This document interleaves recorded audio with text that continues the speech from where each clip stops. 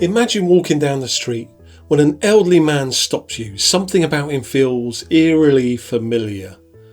With a gentle smile, he hands you a box saying, "I have a gift for you." Your hands tremble as you open it, only to find it's empty. "What is this?" "It's everything you never gave me," he replied softly. "I'm you, your future self, and this box represents all I have because you never thought of me." That story hits hard, doesn't it? Recently, I've been reading posts in retirement planning groups that break my heart. So many people regret not thinking about their future selves when they were young. And this brings me to an interesting question I received from a viewer, Sam Wilson. It was, when you're in accumulation, how did you stay engaged at work when you've got 5+ years to go, but psychologically you've already checked out? Today, I'm going to share something I've never heard anyone else talk about. And I think that's because it's simple but powerful, and it's a technique that I developed, yes, me, and it completely changed how I viewed all this retirement saving stuff. You know, planning for retirement is a lot like planting a garden. I presume I was never very good at gardening, but roll with me on this. When you first look at a barren plot of land, the idea of transforming it into a lush, thriving garden can feel overwhelming. You see other people perfectly having their manicured gardens. Here's the secret. Master gardeners don't think about the entire garden at once. They focus on one small section at a time. Maybe just a single row of vegetables or a corner flower bed, something like that. They nurture that section, they watch it grow and then move to the next. Before they know it, they've transformed the entire space into a thriving garden.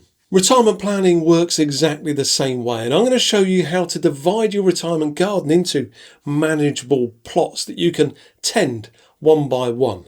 Look, this is really cool, so let's get into this. First, let's address something that we all feel. It's a twinge of jealousy when maybe a colleague gets that promotion at work that you thought you were going to get, or friends seem to be living their best lives while you're budgeting every single day, and everyone seems to have everything figured out. But here's the truth. Most people living that perfect life are often just living for today, not tomorrow. That impressive job title? I once had a job title that was 7 words long. Oh, I tell you, I was impressed by this. I think I was 19 years old, and that job title was Northern European Senior Support and Training Executive. 7 words. Sounds pretty fancy too, right?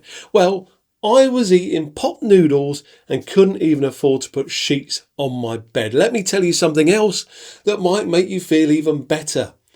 Many of these people who seem to have it all are actually living what I call a financial theatre. It's like, you know, those old Western movie sets, impressive facades with nothing behind them. The fancy car, that's leased. The big house, mortgaged to the hilt. The exotic vacation, that's all funded by credit cards with astronomical interest rates. Meanwhile, you're building something real and solid, brick by brick or plant by plant, if we go back to that little story I said. It might not look glamorous from the outside right now, but you're constructing a fortress of financial security while they're building a house of cards.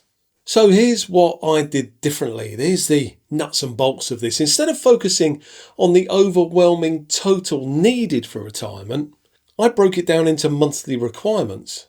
So let's just use an example. Say you've run the numbers, you've worked out your budget, and you've decided you need £1,500 a month or $1,500 a month. I'm working here on the principle that you might have a partner that's putting their share together in there as well. Either way, that's just an example. You can flex the maths to meet your own situation. So $1,500 a month, that's 18,000 a year.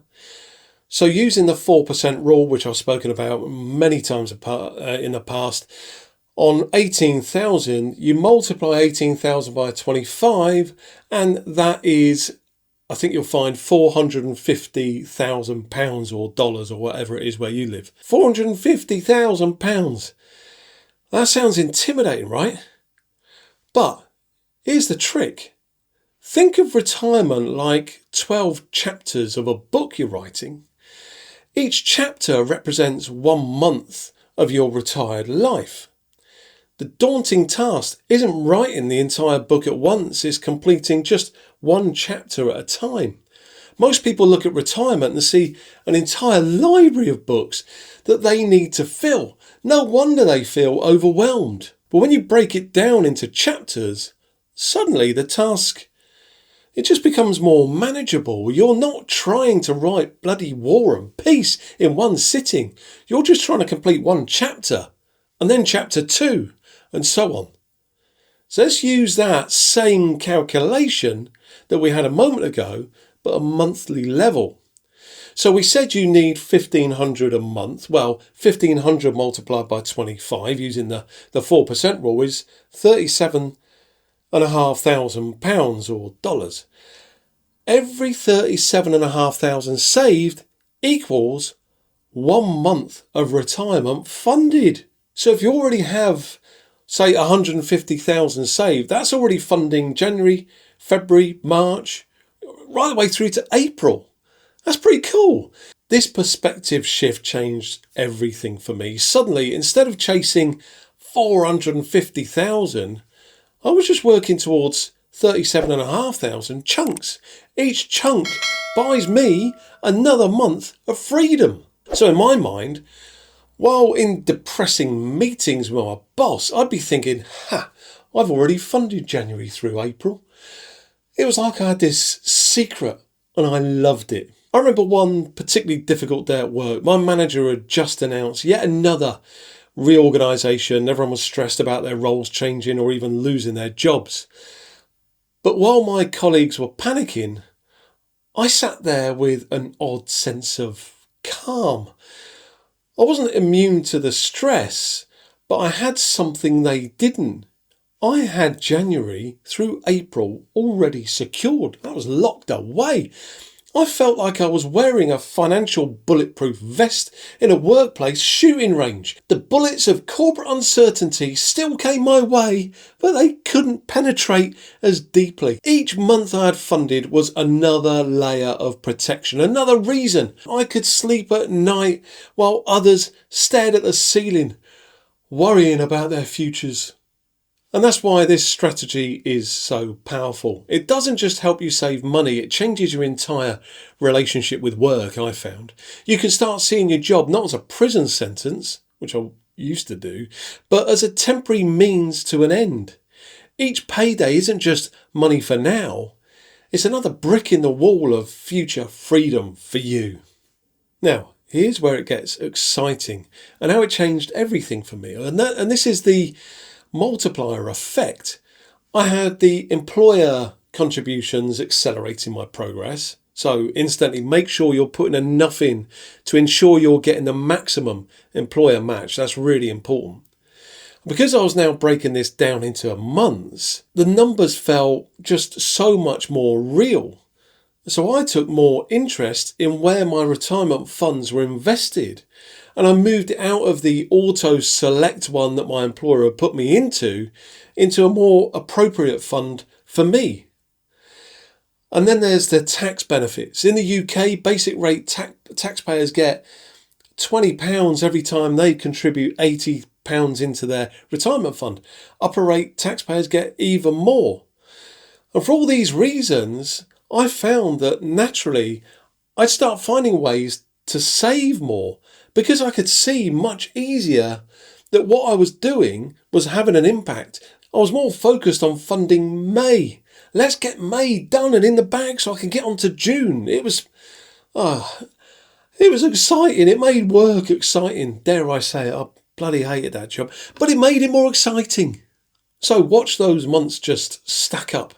And soon you'll have half the year funded before you know it. And you know what else happened? I started looking at my spending differently. That £100 dinner out wasn't just a meal anymore, it was a tiny piece of June that I was eating away at. And that unnecessary £300 gadget that I really wanted, it was about 1% of an entire month of freedom that I was giving up. That doesn't mean I became miserly or stopped enjoying life. Quite the opposite, in fact. I became much more intentional about where my money went. And I spent on things that truly brought value and cut out the things that were just consuming my future savings and my future retirement, I guess. For me, it felt like I developed a new financial superpower, the ability to see the future impact of present decisions. And once you've developed this superpower, you can't unsee it. Every pound starts having two prices, its face value and what it could become in your retirement fund. And you remember that box that I spoke about at the start of this video, that empty box? Don't let that be your future. Start filling that box today, 1 month at a time. So check out this video here, which not only builds on the concepts I've spoken about today, but will ramp everything up so that no matter where you are now, you get what you want and you get there faster than you could ever imagine.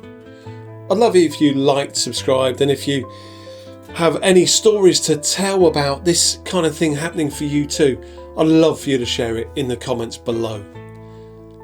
And how many months have you got funded for your retirement? Let us know that as well. Really hope you found this video useful. I'll see you next time.